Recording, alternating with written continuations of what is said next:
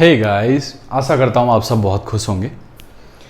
आज अपन स्टार्ट करने वाले हैं बायोलॉजी, जीव विज्ञान।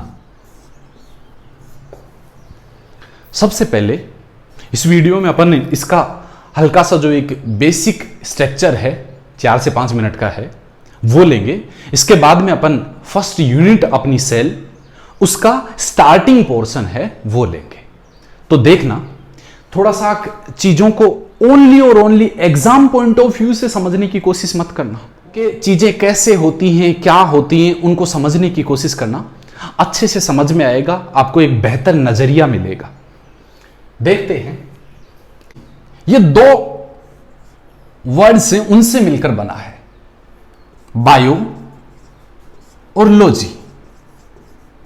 इसका मतलब है जीव, ऑर्गेनिज्म, अध्ययन करना, जीवों के बारे में अध्ययन करना, इट्स कॉल्ड बायोलॉजी। और ये जो बायोलॉजी अपन बात करें, ये जो शब्द है वर्ड गिवन बाय 2 साइंटिस्ट हैं, लेमार्क और ट्रेविरेनस। इन्होंने बायोलॉजी शब्द दिया था, यह है 1802 के अप्रोक्सीमेट। और इस बायोलॉजी के फादर की बात करें अपन, वो है अरस्तु, जिन्होंने सबसे पहले इसके अस्तित्व को, जीव विज्ञान को एक सेपरेट रूप में डिस्कस करना प्रारंभ किया। फिर यहां पर अपन देखने वाले हैं इस बायो में जो जीव हैं, जो ऑर्गेनिज्म हैं,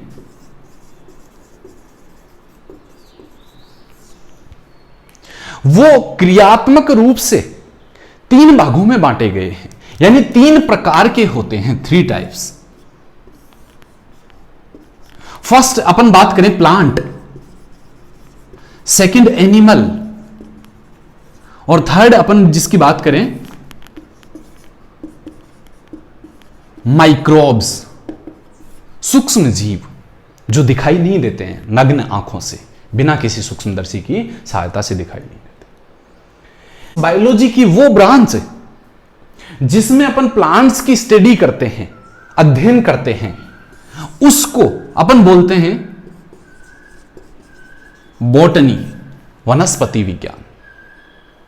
और जिसमें एनिमल्स का करते हैं वो जूलॉजी, और जिसमें माइक्रोब से सूक्ष्म जीवों, बैक्टीरिया, वायरस का अध्ययन करते हैं उसको बोलते हैं माइक्रोबायोलॉजी। इनके फादर की बात करें तो बॉटनी के जो फादर हैं वो हैं थियोफ्रेस्टस, और जूलॉजी अरस्तु, जो अपने बायोलॉजी के फादर हैं, जीव विज्ञान के। यह है जंतु विज्ञान। और इसके एंटोनी वॉन ल्यूवेनहॉक, जिसने फर्स्ट लिविंग सेल की भी डिस्कवरी करी थी। इसके अलावा अपन बात करें कि एक जो जीव है वो किस टाइप से फॉर्म्ड होता है, बना हुआ है, उसका संगठन, तो वो अपन देखना चाहें तो सबसे पहले अपन बातें करें, किसी जीव का शरीर है वो सेल्स से मिलकर बना है। ऐसी खूब सारी कोशिकाएं मिलकर के एक ग्रुप बनाती हैं, उसे अपन बोलते हैं उत्तक। वैसे उत्तक की जो डेफिनेशन है वो बिल्कुल डिफरेंट है, जिसको अपन डिटेल से आगे देखने वाले हैं। यहां पर सिंपली बस कोशिकाओं से मिलकर के एक जो गुच्छा बना है उसको अपन उत्तक बोलते हैं। वैसे मत समझना, क्योंकि प्लांट कल्चर जो आप पादप संवर्धन पढ़ते हैं, टिश्यू कल्चर पढ़ते हैं, वहां पर ये जो कोशिकाओं का गुच्छा है इसको केलस बोलते हैं। तो आप इतने ज्यादा क्रिएटिव मत बनना। कोशिकाओं के समूह को उत्तक बोल रहे हैं, और खूब सारे उत्तक हैं, वो एक साथ में संगठित होकर के अंग का क्या करते हैं, फॉर्मेशन करते हैं। जैसे अपन बात करें अपना अंग स्टमक, आमाशय, ये कई कोशिकाओं से मिलकर बना हुआ है और वो एक ऑर्गन है अपनी बॉडी का। और ऐसे ही कई अंग मिलकर के आपस में बनाते हैं अंग तंत्र, ऑर्गन सिस्टम। जैसे कि अपन बात करें अपनी आहार नाल, उसमें आमाशय हो गया, स्मॉल इंटेस्टाइन, लार्ज इंटेस्टाइन, अपना रेक्टम हो गया, उसी के साथ में अपन बात करें अपने लीवर, जिगर, यकृत, जो कि इसी की एक सहायक ग्रंथि है डाइजेस्टिव सिस्टम की ही। उसके अलावा अपने मुख, अपने दांत, अपनी जीभ और अपनी पैरोटिड ग्लैंड्स वगैरह या सलाइवा ग्लैंड्स बोल दें, ये तीनों जोड़ियां, वो सब मिलकर के एक सिस्टम बन रहा है कंप्लीट डाइजेस्टिव सिस्टम, पाचन तंत्र, उसी को बोल रहे हैं अपन अंग तंत्र, यानी अंग मिलकर के बना रहे हैं। और फिर उससे किसका फॉर्मेशन होता है? अपने जीव का। और इससे फिर बायोम, जीवोम, वो सारे जो जीवोम बायोम एक ही चीज है, वो अपन और डिटेल से अपन इकोलॉजी में भी देखते हैं, और जब अपन टिश्यू पढ़ते हैं वहां पर भी हिस्टोलॉजी, उसमें भी इसको अच्छे से देखेंगे। लेकिन यहां पर एक खास बात है जो याद रखने लायक है, वो ये है कि जो अंग तंत्र है, जैसे हम में है आमाशय, छोटी आंत, बड़ी आंत, ये सारे मिलकर के एक पाचन तंत्र बनाए और वो एक स्पेसिफिक रूप से आपस में कोऑर्डिनेट होकर के एक पाचन के कार्य को संपन्न करवाते हैं। ठीक ऐसे प्लांट्स में कोई अंग तंत्र नहीं पाया जाता है। ये यहां पर इसकी खास बात है अंग तंत्र की, यानी अपन बोल सकते हैं क्या, पादपों में अनुपस्थित है। यानी पादपों में अंग तंत्र जैसी कोई विशिष्ट संरचनाएं या कोई विशिष्ट गठबंधन ऐसा कुछ नहीं होता है। सेल बायोलॉजी, कोशिका विज्ञान। अपन इस पूरी यूनिट में मुख्य रूप से जो पढ़ने वाले हैं या जो पढ़ेंगे वो है कोशिका, उसकी संरचना, कोशिकाओं के प्रकार, किसने उनको डिस्कवर किया, एक कोशिका के अंदर क्या क्या पाया जा सकता है, उसकी क्या क्षमताएं होती हैं, कोशिका किस प्रकार कार्य करती है, उसमें उपस्थित कोशिकांगों की संरचनाएं कैसी होती हैं और वो कैसे कार्य करते हैं।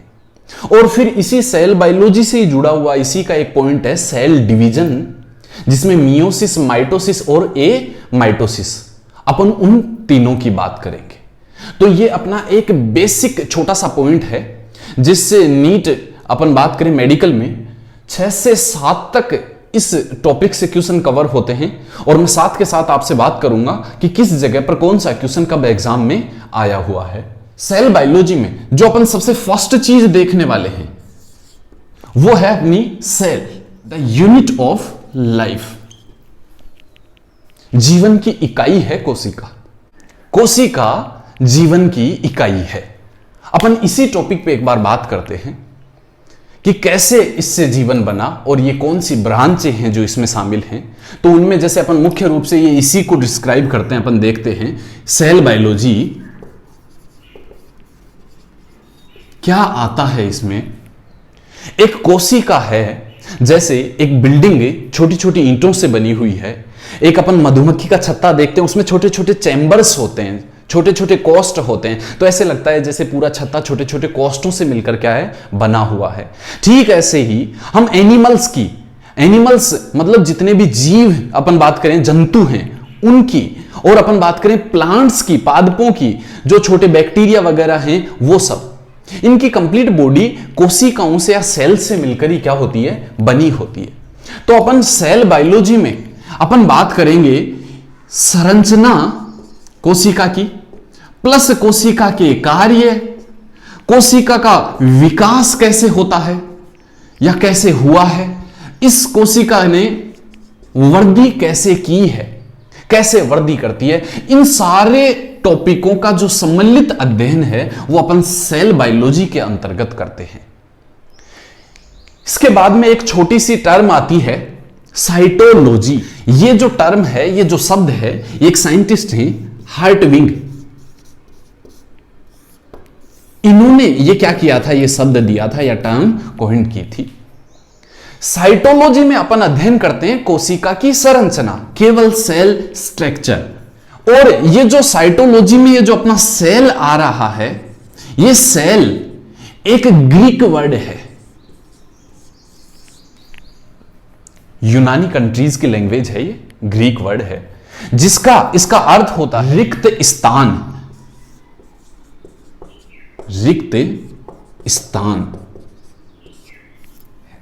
यह है अपना सेकंड पॉइंट। कोशिका क्या है? सबसे पहली बात तो कोशिका अपने शरीर की, या फिर अपन बात करें सभी जीवों की संरचनात्मक और क्रियात्मक इकाई है। यानी सारे जितने भी कार्य जो एक जीव में होते हैं वो कोशिका के द्वारा या कोशिका में संपन्न होते हैं। पहले अपन यहां पर आनुवांशिक इकाई और बोलते थे कि कोशिका संरचनात्मक, क्रियात्मक व आनुवांशिक इकाई होती है, लेकिन जो मॉडर्न जेनेटिक्स है उसका विकास होने के बाद में आनुवांशिकी को यहां से हटा दिया गया है। उस शब्द को अब काउंट नहीं करते हैं, क्योंकि अपन बात करें आनुवांशिकी की तो उसमें न्यूक्लियस, डीएनए, वो सारी चीजें शामिल हो जाती हैं। तो जीवों की संरचनात्मक व क्रियात्मक इकाई होती है सेल। इस सेल के बिना अपन बात करें जीवों का ले लो या जीवन का ले लो, अस्तित्व पॉसिबल नहीं है। नेक्स्ट अपन बात करें इस सेल की, तो इसमें डिस्कवरी कैसे की, सबसे पहले कैसे दुनिया ने सोचा इस चीज के बारे में। कोशिका है तो इसके लिए अपन बात कर देंगे डिस्कवरी ऑफ सेल।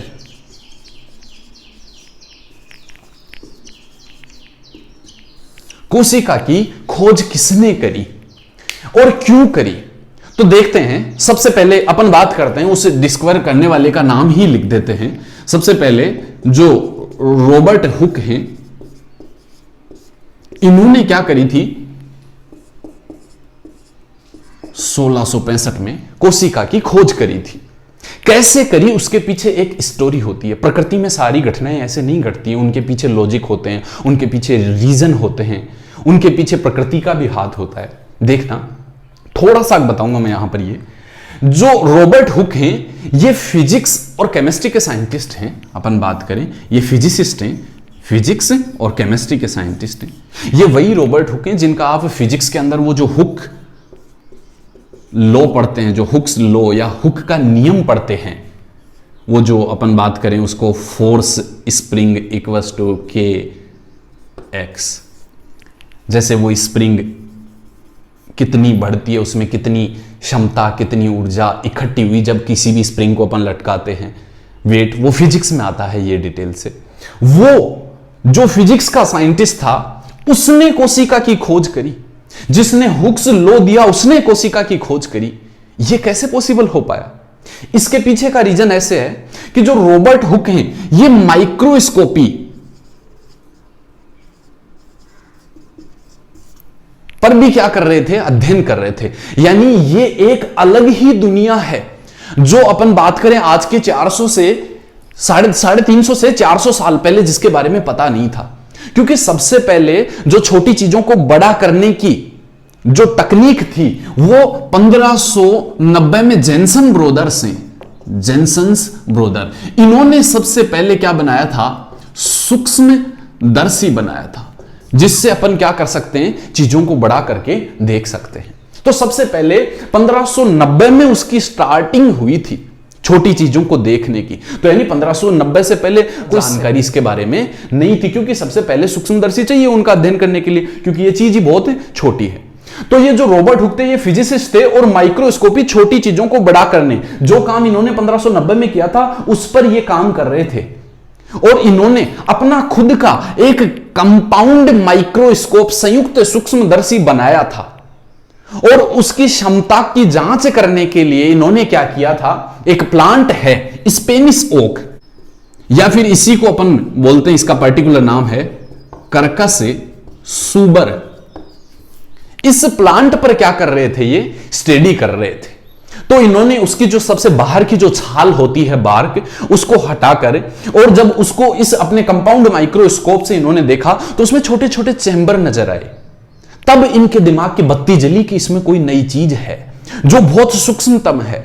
यानी फिर वहां से एक छोटी दुनिया स्टार्ट हुई इनकी, और वहां से इन्होंने क्या किया, इस देखने वाली इस चीज को नाम दिया सेल्यूला। यही बाद में कोशिका शब्द भी, वर्ड भी किसका ही दिया हुआ है, रॉबर्ट हुक का ही दिया हुआ है। इससे ज्यादा आपको रॉबर्ट हुक की साइंस में, अपने बायोलॉजी में कोई खोज नहीं मिलेगी, क्योंकि ओरिजिनल में ये माइक्रोस्कोपी और फिजिक्स पर काम कर रहे थे, लेकिन इन्होंने इसकी डिस्कवरी करी। ये है रॉबर्ट हुक। लेकिन इन्होंने इस स्पेनिश ओक की जो सबसे बाहर वो जो छाल होती है, जो बार्क होती है, या उसका जो अपन बात करें जो कॉर्क होता है, उसका अध्ययन किया। और एक प्लांट है, उसकी छाल मर्त होती है क्योंकि उसके ऊपर एनवायरनमेंट का असर पड़ता है, गर्मी मौसम जितने भी हैं ये सारे उसको सर्दियां वगैरह झेलनी पड़ती हैं। इसके लिए एक प्लांट की जो बाहर की कोशिकाएं हैं सामान्यतः तने की, वो क्या हो जाती हैं, डेड हो जाती हैं, मर्त हो जाती हैं। तो इन्होंने सबसे पहले किस सेल की खोज की, इसकी सेल की तो खोज की, परंतु इन्होंने जिस भी कोशिका को खोजा वो कैसी थी, डेड। अब यहां से ही एग्जाम में एक दूसरा क्वेश्चन पुटअप हो जाता है कि जब डेड की इन्होंने करी तो लिविंग सेल की किसने की, वो सब आप भली भांति जानते हैं, लेकिन उसके पीछे भी एक छोटी सी बात है, देखते हैं अपन। सेकंड, फिर यहां से शब्द आता है दूसरा कि सर्वप्रथम जीवित कोशिका की खोज, तो वो कौन थे अपने, एंटोनी वॉन ल्यूवेनहॉक। 1674 में सर्वप्रथम जीवित कोशिका को देखा। और जो इन्होंने जीवित कोशिका देखी, ये बायोलॉजी के साइंटिस्ट थे, इनकी आपको बायोलॉजी में और डिस्कवरी मिल सकती है अच्छे से, क्योंकि ये बायोलॉजिस्ट ही थे एंटोनी वॉन ल्यूवेनहॉक, तो इनको अच्छे से नॉलेज था बजाय रॉबर्ट हुक के, क्योंकि वो फिजिसिस्ट थे और माइक्रोस्कोपी के थे। तो एंटोनी वॉन ल्यूवेनहॉक ने जो सबसे पहले डिस्कवर की या फिर जो चीज देखी इन्होंने इसकी सहायता से, वो थी आरबीसी, ह्यूमन आरबीसी, फिर मेंढक की आरबीसी। और इन्होंने कुछ जो प्रोटोजोआ के सदस्य हैं उनका भी क्या किया, अध्ययन किया इन्होंने, प्रोटोजोआ के कुछ सदस्यों का। इसके अलावा अपन बात करें, इन्होंने स्पर्म शुक्राणु की डिस्कवरी भी करी थी, और इन्होंने शुक्राणु को भी क्या किया था, उस कंपाउंड की लेंस की सहायता से क्या किया था, देखा था, कंपाउंड माइक्रोस्कोप की सहायता से।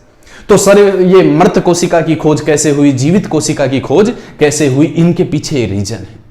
ये फिर एंटोनी वॉन ल्यूवेनहॉक, इन्होंने देखो 1665 में काम किया था मर्त, फिर ये 1674 में 10 साल बाद 9 साल बाद ये इनसे मोटिवेट होके फिर इन्होंने इस फील्ड में काम किया और उस फिजिक्स माइक्रोस्कोपी उन लेंसों की मदद लेके फिर जीवित कोशिकाओं पर काम स्टार्ट किया इन्होंने।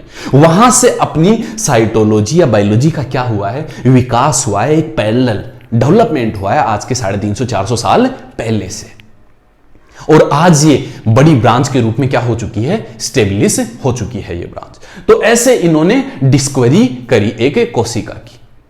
और इनमें माइक्रोस्कोप की जब बात ही आ गई तो 1932 में जो इलेक्ट्रॉन माइक्रोस्कोप है, जो उसकी खोज दो साइंटिस्ट हैं, नोबेल प्राइज हैं, नॉल व रस्का, इन्होंने क्या करी थी, उसकी डिस्कवरी करी थी, इन्होंने उसको खोजा था। इलेक्ट्रॉन माइक्रोस्कोप को, इलेक्ट्रॉन सूक्ष्मदर्शी की खोज नॉल व रस्का ने की थी, नोबेल प्राइज विनर हैं। यह क्वेश्चन एग्जाम में आ चुका है, पूछा हुआ है। अब देखना आप एक इंटरेस्टिंग बात, ये 1932, ये तो जरा पिछले 100 साल पहले की बात है, 100 भी नहीं हुए इसको तो, क्योंकि नोबेल प्राइज 1901 से देना प्रारंभ किए थे अल्फ्रेड नोबेल। तो वहां से, तो यानी आपको 1900 से पहले के जितने भी साइंटिस्ट हैं उनके नोबेल प्राइज में आपको नाम नहीं मिलेंगे। 1900 के बाद में अपन बोले तो इस 20वीं सदी के बाद में यह प्रारंभ हुआ था, तो उसके बाद के साइंटिस्टों को आपको नोबेल प्राइज दिया हुआ मिलेगा। नहीं तो अरिस्टो कब का ही ले जाता, 2-3। अपन बात करें प्लूटो, कार्ल मार्क्स, वो तो नोबेल प्राइज सारे ही ले लेते साहित्य वगैरह के। तो अपन ने सेल की डिस्कवरी वगैरह देखी। इसी के साथ दो छोटी छोटी बातें और देखते हैं जिन पर बहुत पहले के टाइम क्वेश्चन आया हुआ है। जैसे जो एंटोनी वॉन ल्यूवेनहॉक थे, जिन्होंने डिस्कवरी करी थी जीवित कोशिका की, अब उन्होंने तो सेल नाम दिया नहीं था उसको, तो उन्होंने उनको सबसे पहले जब देखा था तो उनको एनिमलक्यूल बोला था। ये पहले के आरपीएमटी के एग्जाम्स में ये क्वेश्चन आया हुआ है कि एंटोनी वॉन ल्यूवेनहॉक ने जीवित कोशिका को एनिमलक्यूल कहा था। चलो ठीक है। इसके बाद में अपन देख रहे हैं कि जैसे अपन ने टॉपिक डिस्कवरी डाल के अपन ने देखा था कि व्हाट इज सेल, तो सेल देखना, इसके अतिरिक्त सेल करती है, जैसे अपन बात करें अपने इंटरनल जितने भी फंक्शंस हैं बॉडी के कार्य, वो टोटल सेल द्वारा संपन्न होते हैं। एक सेल होती है वो उद्दीपन ग्रहण करती है, डिफरेंट टाइप से सेल, ये भी इसी का काम है। सेल अपन बात करें एनर्जी का या ऊर्जा का निर्माण करती है। अब यहीं से एक छोटा सा क्वेश्चन आता है जो पहले आरपीएससी के एक सेकंड ग्रेड के एग्जाम में आया हुआ था। वहां पर क्या बात हुई थी इसमें कि जो सेल है उसमें अपन बात करें आरबीसी, इसमें माइटोकॉन्ड्रिया नहीं होता है, तो बोला इसमें एनर्जी कहां से प्रोड्यूस होती है। इसके अंदर एनर्जी जो बनती है वो बनती है ग्लाइकोलाइसिस की सहायता से। सामान्यतः जितनी भी लिविंग सेल्स हैं उनमें यह ग्लाइकोलाइसिस एक ऐसा तरीका है जिसकी सहायता से सेल्स में क्या एनर्जी प्रोड्यूस होती है या एनर्जी बनती है।